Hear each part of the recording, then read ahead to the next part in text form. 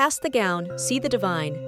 It's just a thin piece of fabric, tied in the back, barely covering you. It's light in weight, but heavy in meaning, because the moment you put on a hospital gown, you lose more than clothes.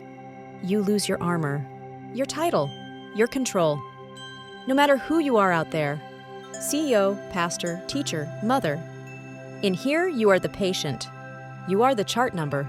You are the diagnosis. And the shift doesn't just happen for you. It happens for everyone in the room. Now flip it. Clip on the name tag. You've got keys, codes, access. People open doors for you. Families look to you for answers. The name tag says, I'm in control now. And here's where it gets complicated. That small plastic badge, that little piece of fabric, they do more than identify us. They create a hierarchy. They decide, before a single word is spoken, who holds the power and who is expected to follow. Bias in the room. And that's where bias creeps in. Not always loud, not always hostile.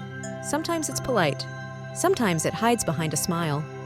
I've seen the African American patient. Before they even finish a sentence, the assumption settles in like it's truth. Not as smart, not as capable. The questions get slower, louder, as if skin color decides comprehension. The voice turns careful, not because of compassion, but because of condescension. The Spanish patient, and I've seen the foreign patient, the Spanish man who politely said, they are calling. His way, in his culture, of saying, I need to use the bathroom. He said it right in the middle of the doctor's talk. To the doctor, it sounded random, even strange. And almost instantly, the note went in his chart, psychotic issues. But thank God, we had a doctor that cared enough to pause. A doctor who understood there had been too many misunderstandings. With phone interpreters, too much confusion in rooms already full of noise, machines, and a patient who wasn't in a clear state of mind. So instead of assuming, that doctor called for an interpreter to come in person, and the Spanish interpreter who arrived that day knew exactly what the man meant. That it was simply a respectful, polite way of saying, excuse me, I need to go. If she hadn't been there, that misunderstanding would have followed him, not just in the moment, but every time a new pair of eyes opened his chart. The Indian patient, and then there was the Indian man. He wasn't thrashing, he wasn't violent. He was speaking about his religion. But the chart said combative, and the staff treated him like a problem to be managed, not a person to be understood. I played his mantras, and he began to sing, Rama, life is nothing without Rama. Again and again. The same man they labeled combative was now just human, sacred, and the room changed, beyond healthcare. And this isn't just about hospitals. It's the store clerk who sizes you up before you swipe your card. The teacher who assumes the quiet kid knows less. The boss who smiles in the meeting, but trusts one coworker's word over another's every single time. We all have our own little corners of power, moments where we hold the upper hand, moments where we decide the tone, the rules, the outcome. And the question is never, do I have bias? The question is, what do I do when it shows up?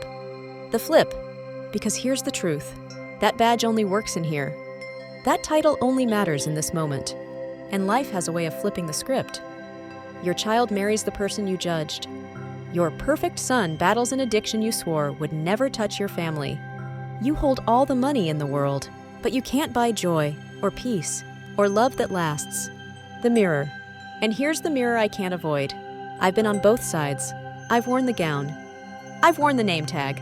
And I know how easy it is to let that fabric or that badge decide how much respect I give someone. But I also know how it feels to be on the receiving end of that quiet dismissal, that polite underestimation, that smile that says, I've already put you in a box. The question, so maybe the question we all have to ask isn't, do I have bias? We all do. The question is, when I have the upper hand, how do I use it? Do I see just the gown or the person? Just the skin or the soul? Instead of the skin, do I see the divine within? Because the gown will come off. The badge will be turned in, and the only thing left is the echo of how we treated each other when we had the upper hand. C.S. Lewis once said, you have never met a mere mortal. If we remembered that, in the hospital room, in the classroom, in the grocery store, we would change the way we look at everyone.